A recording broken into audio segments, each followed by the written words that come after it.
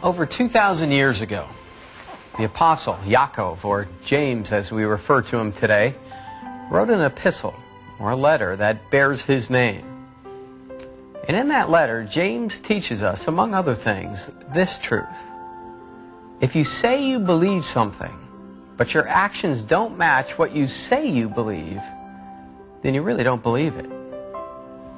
Let me help explain what James was talking about by giving you a simple illustration. I could sit here all day long and insist that I believe that this cup of water is not filled with poisonous water. But when the time comes, if I won't drink from it, my professions are just that, empty professions. And that's the heart of James' teaching in the New Testament, in the book of James, chapter 2, verse 20.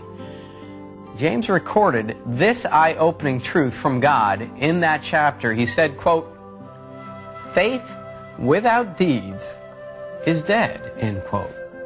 Some translations, it actually reads like this: faith without deeds is useless.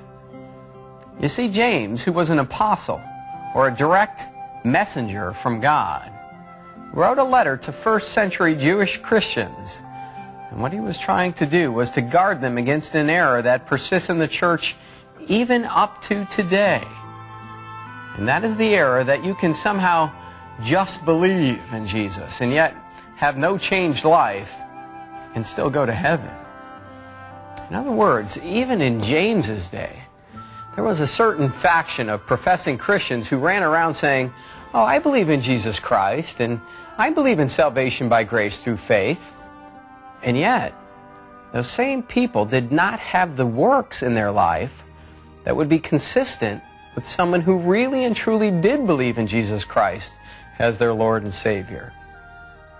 And so James wanted to let those people know in no uncertain terms, and by the way, to let us know, that such a faith is a false faith. It's useless. It can't save them or us. It won't bring anyone to heaven. It's hypocrisy. It's lip service. It's talking the talk, but not walking the walk.